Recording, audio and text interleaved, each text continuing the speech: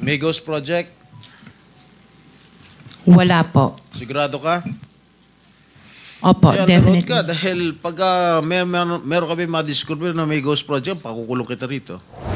Madami po kaming sinasali. I really don't have the figures right now, You know, but I if can... you come here, you have to come here prepared.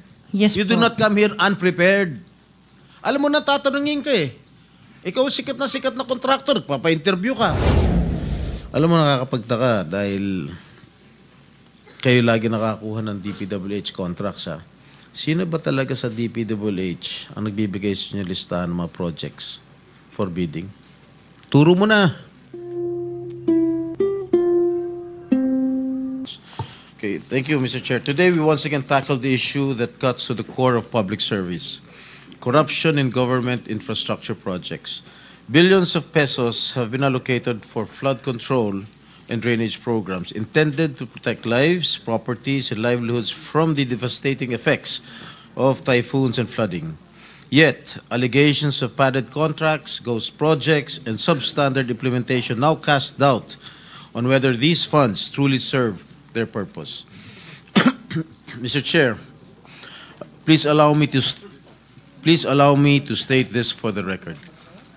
Ang sabi po ng iba, wala raw po akong karapatan na magtanong, magalit, o manindigan laban sa isyu ng korupsyon. My life and struggles are an open book. Pero ni minsan, hindi ako tumalikod sa kahit anong akusasyon o paratang laban sa akin. Hinarap ko hindi lamang kaso, kundi ang kaparusahan. At sa huli, ay napatunayan na wala po akong sala. This investigation is not about me. Huwag niyo pong ilihis ang issue. Sa ngayon, wala ni isang tao ang umaamin. Walang gustong managot. At kung pwede, lahat ay magpapalusot. This investigation is about transparency and accountability. Kung wala kayong kasalanan, magsabi kayo ng totoo dahil kung hindi, sinisiguro ko na mananagot kayo hindi lamang sa batas at sa Senado, kundi sa taong bayan. Mr. Chair, if I may continue. Madam Tapos Diskaya. na yung 5 minutes mo. May opening ka pa kasi. O sige, News pagbibigyan report. kita. Madam Diskaya, Sarah,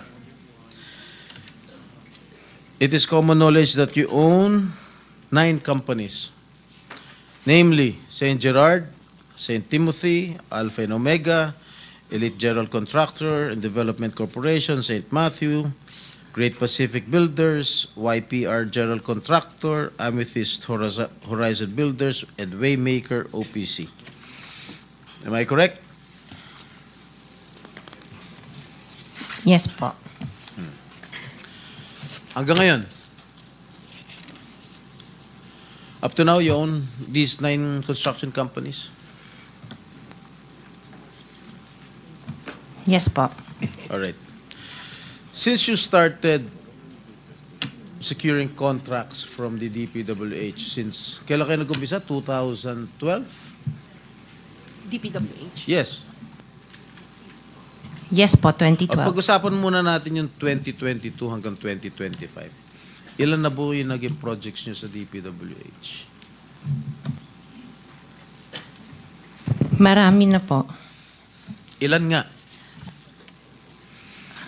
I don't have Mahigit the figure. 400? Mahigit 500? Within the span of 3 years. I don't have the figures po. Estimate lang po, ballpark Give me a figure. ballpark figure. Siguro po, mga 400, ganun. I'm not Siguro. I'm really not sure. Okay. I don't have the figures with me. Sa loob, sa bawat taon, ilang bidding ang sinasalihan mo? Marami po kaming sinasalihan na bidding. All flood control projects? No po. O ano pa yung mga projects? Buildings, kalsada, Nationwide or only in Metro Manila? nationwide po. Nationwide. All right. Pero yung bulk ng mga projects na award sa ng DPWH, mostly sa Metro Manila. Am I correct? Hindi po, sa probinsya po. Sa iba-ibang lugar. No, the bulk of your contracts. Here in Metro Manila? No po, outside Metro Manila ang marami. Where outside? Where outside of Metro Manila? We have in Romblon, Cebu, Bohol, Bacolod, Zamboanga. Hindi naman po kami namimili ng lugar. Migos Project? Wala po. Sigurado ka? Opo, Kaya definitely. ka dahil pag meron kami ma-discover na may ghost project, pakukulong kita rito. Minimum totoo. Wala po talaga. Meron ka mga pictures na lahat ng mga proyekto ginawa mo? Yes po, meron po kami. Lahat ng mga 400 projects, meron kang litrato? Yes po. O i-submit mo rito sa committee. Okay po. Okay. Sa mga bidding na sinasalihan mo ng mga kumpanya mo, itong siyam na kumpanya, ilang beses kayo nanalo? At ilang beses, kung natatalo rin kayo sa Actually, bidding, I ilang don't beses kayo have the natatalo? actual figures, pero sa napanalunan, very minimal lang po talaga, mga 2%. Pero ang dami namin projects po na sinasalihan na bidding. So, sa loob ng isang taon, pag nagbibidding isang kumpanya mo, halimbawa itong ano ba yun? Yung Alpha Phi Omega, ilang beses kayo nagbid sa isang taon at ilang beses kayo nanalo? Madami po kaming sinasali. I really don't have the figures right now, You know, but I if can... you come here, you have to come here prepared. Yes You po. do not come here unprepared. Alam mo, natatanungin ka eh. Ikaw sikat na contractor, papa-interview ka. Oh. You have to come here prepared. Your Honor, I am prepared for the flood control projects that you are mentioning. I have the statistics of how many I bidded and how many I lost and how many I won. Okay. You mentioned it to us right now.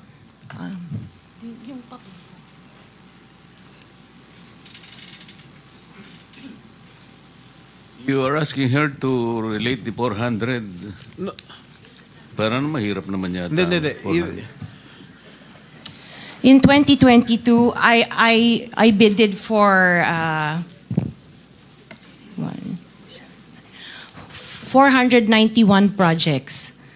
This is just for the flood control, Your Honor. How many projects for 491. 191? 491. I joined the bidding. Po. Oh. This is in 2022. I only got 71 projects from the 491 na sinalinan ko po. 71 only. How many companies? Itong This is siyam? just for Alpha and Omega po. What about the other companies? What about the other 8 remaining companies that you own? I don't have the statistics Oh. for that because I was only called as Alpha Wait, and Omega. You admitted earlier when I asked you if you own these 9 companies and you answered in the affirmative. Right now I'm asking you kung ilan yung 71 flood control projects na napanalunan ninyo. Now you're only speaking in behalf of Alpha Phi Omega. Eh kanina sinabi mo ikaw may-ari ng siyam. Why can't you answer in behalf of the 8 remaining companies? Kasi po, yun lang yung na-prepare po namin for today's hearing. Oh, what about the representative of the other construction companies? Itong si Remando. Oh, how many? You're representing St. Timothy. Good morning po, Mr. Chairman. For St. Timothy Construction po, we have 145 projects. Flood control projects. Yes, Mr. Chair. Since Since 2022. up to the present as we speak, 122. 145. Excuse me?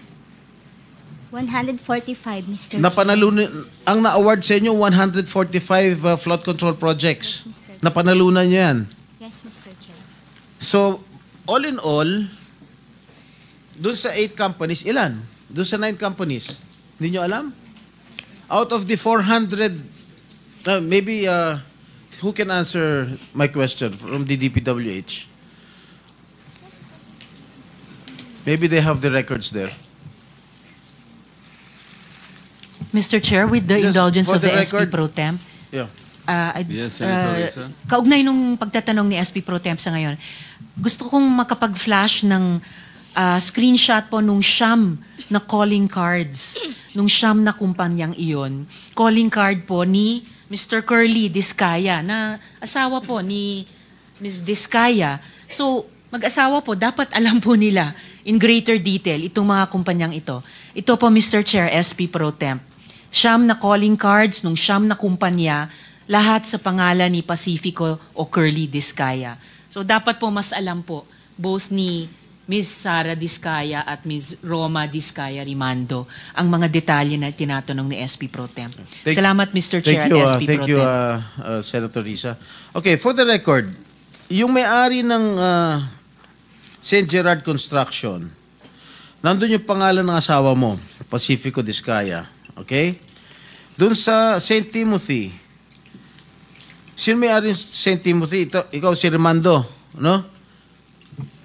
Kamag-anak mo si Discaya, correct? Sabi mo, pamangkin mo. Tama? And who is this Maritoni Miligrito, the owner of Elite General Contractor? Who is this?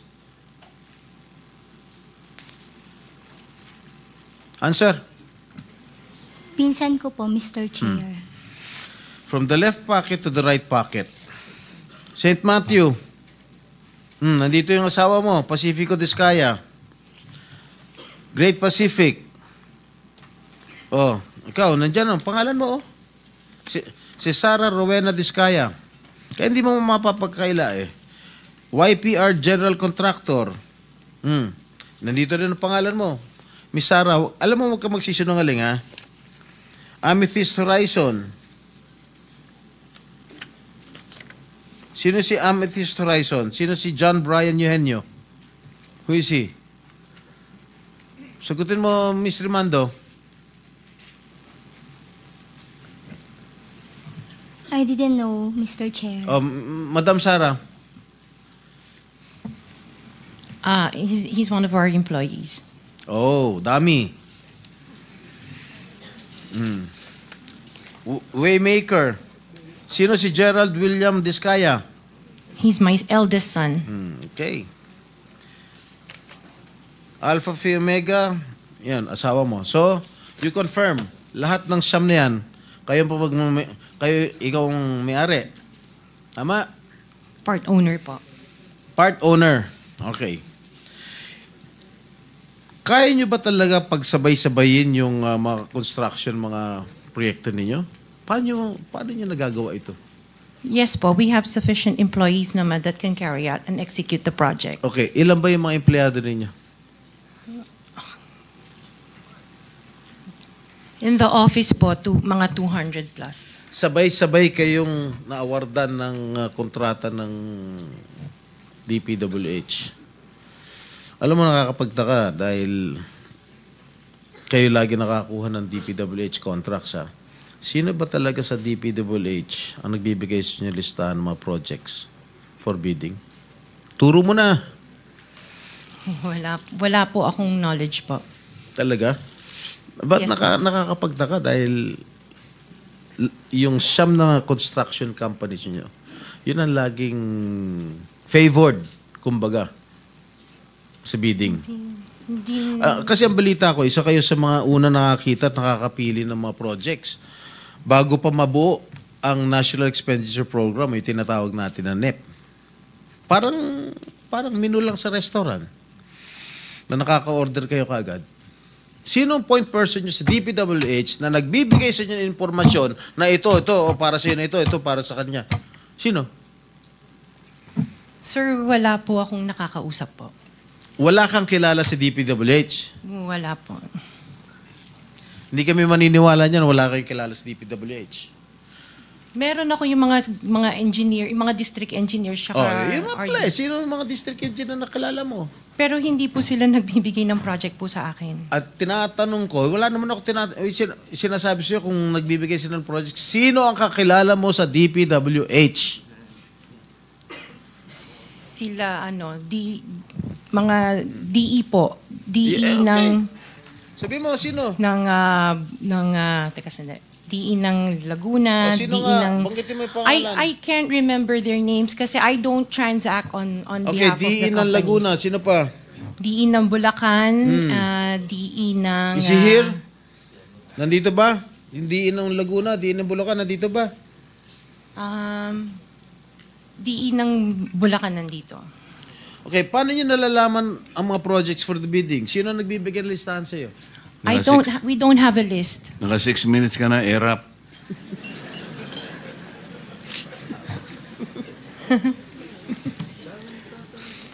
Okay. I don't have a list po. Sinisira mo yung... Interjection, Mr. Chair, with the permission of the SP Pro Temp. Okay. On the DPWH na binanggit po niya, Mr. Chair. Okay.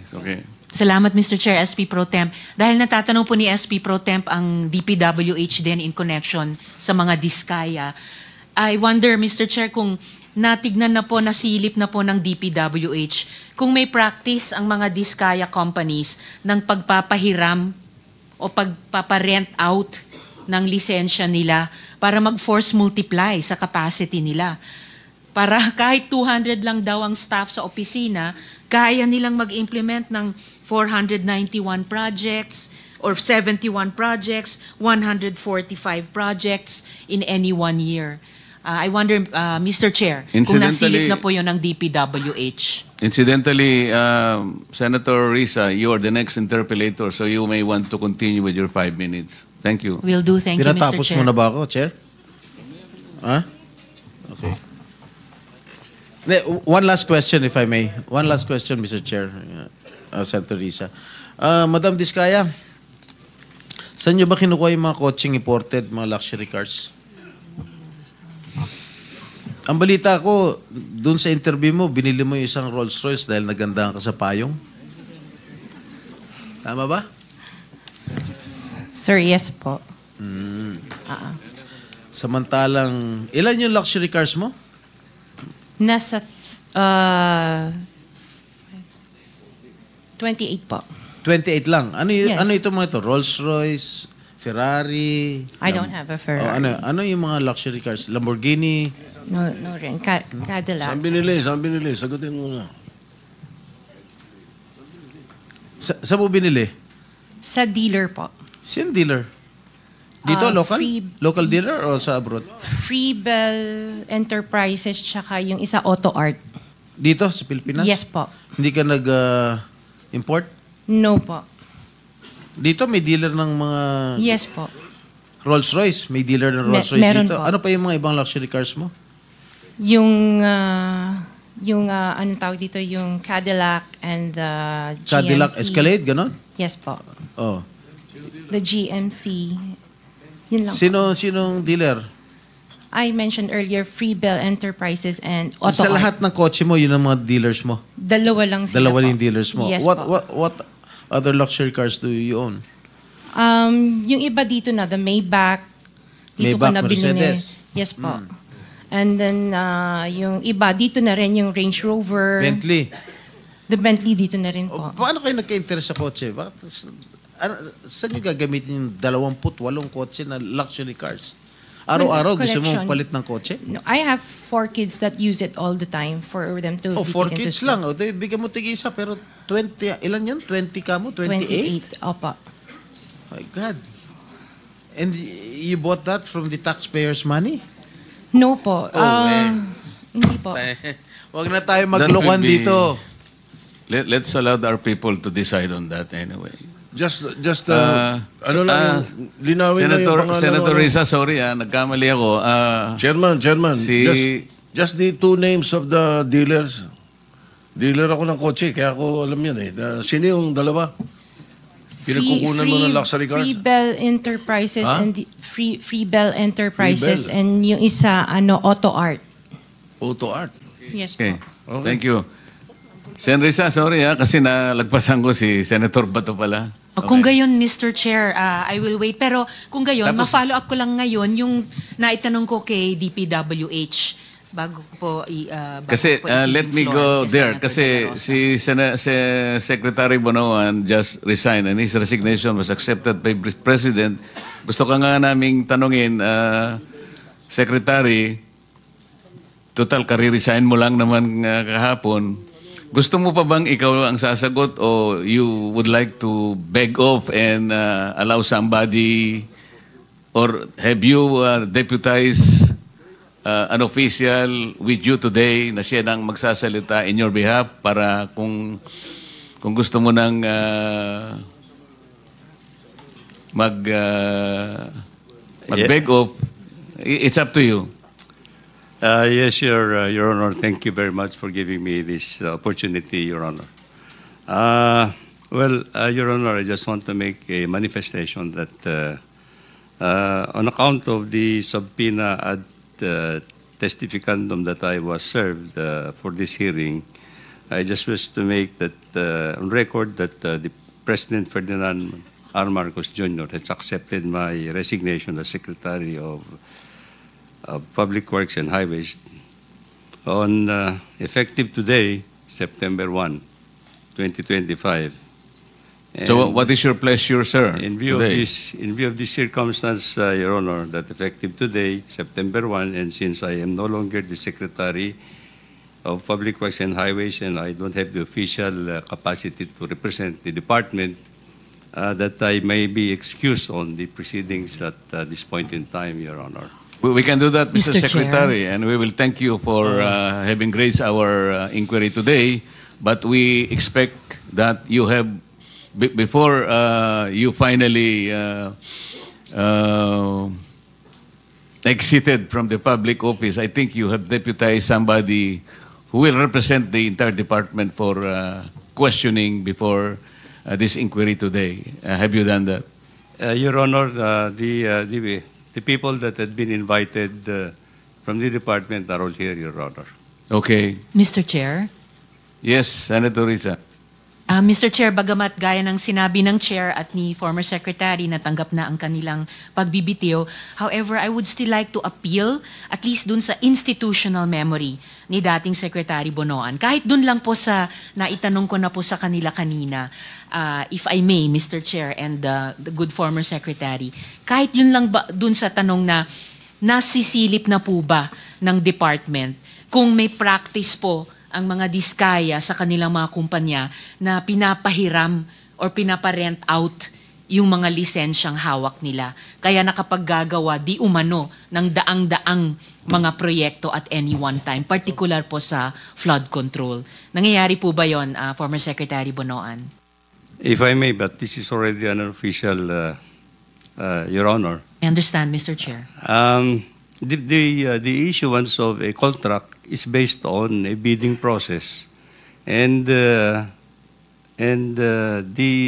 process involves the pre-qualification of contractors, and the pre-qualification of contractors is just based on the documents that they have to submit, their contract accreditation, license, whether they are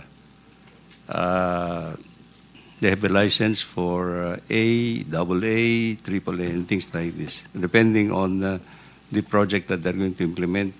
And then they have to submit the list of equipment that they're going to use into that project, whether it is owned or leased, Your Honor. And then the other document that they have to submit is actually their net contracting capacity. And this is based on a certification coming from the Bureau of Internal Revenue, Your Honor. So these are the three documents that we use in assessing actually all those who are entitled to participate, Your Honor. But Mr. Chair, pagkatapos nyo ma-ascertain na base sa tatlong dokumentong yon, may capacity nga po sila. Did it ever occur to the department before na baka pinaparent out nila or pinapahiram nila yung mga lisensya nila? Naisip po ba yon ng department dati? At sinimulan na po bang tignan o investigahan po iyon, Mr. Yes, Chair? Your Honor, we take into a look actually the capacity and capability of the contractor. Now, in the field, there are certain components of the projects that may be locally locally implemented. But again, Your Honor, at the end of the day, it will still be the responsibility of the contracting party. So, Mr. Chair, posible po locally, Yes. at least locally, na may mga parte ng proyekto Yes. na para doon pinapagamit ng Diskaya companies yung kontrata o lisensya nila para ibang construction company kahit locally ang gumagawa. It might be, Your Honor. Might be. I'll just pursue that during my turn Mr. to question, Mr. Mr. Thank Chair. you, thank Salamat you. po, Mr. Chair. Before you recognize Senator Bato, just one question addressed to Ms. Rimando. Ms. Rimando, bago ka naging CEO ng St. Timothy, ano naging trabaho mo?